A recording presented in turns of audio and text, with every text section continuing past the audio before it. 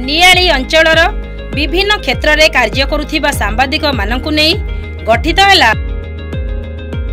Prachi press club Niali. आज प्राचीन शोभनेश्वर मंदिर परिसर में प्राय 15 रु ऊर्ध्व कार्यरत सांबादिक मानक एक बैठक अनुष्ठित हो जाइछि। एही बैठकटी वरिष्ठ सांबादिक रमेश बस्तिया अध्यक्षतार होइथिला। नियाली अंचलर विभिन्न समस्या उपरे आलोचना हेबा सह क्लब रा कर्मकर्ता चयन करा जाइछि। सर्वसम्मतिक्रमे क्लब रा सभापति भावे कालंदी चरण स्वाई, संपादक मनोज कुमार नायक एवं कोषाध्यक्ष शेख कमरान को मनोनीत करा जाइछि।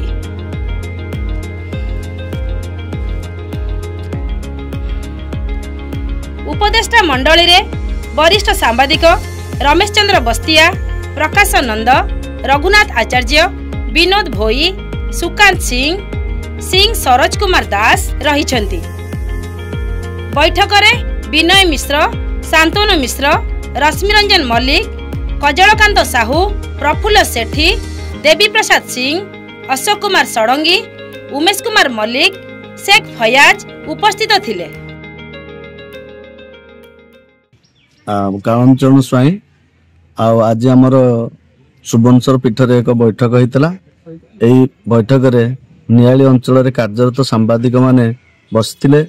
15 ऊर्ध्व सांबादिक बसथिले। एठी सर्वसम्मति क्रमे एक कमिटी गढ़ा हला एवं कमिटी रे सभापति, संपादक, कोषाध्यक्ष भावे सर्वसम्मति के निर्वाचित हेले और आगामी दिन किभली भाबरे भल काम हबो, अंचलर काम हबो, विभिन्न कल्याणमूलक कार्य किभली भाबरे संपादन करि हबो सेति नै समस्त एक आलोचना करथिले।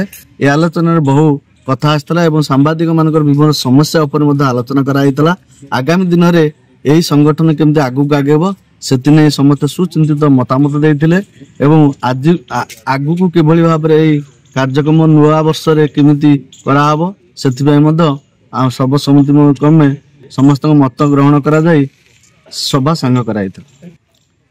कहीं युवक मैंने आजिकल सब किछि करछन्ती। युवक मैंने होछन्ती देशर कहले भाग्य विधाता। एथिपई युवक मैंने जो भली भाव में गुरुत्वपूर्ण काम को हाथ को संपादन करछन्ती अन्य कई माने करिवे नै बोली मु आशा करछि। तेणु युवक मान को देले एई कार्यक्रम बहु आगु को आगे बोली मोर आशा रहिछि।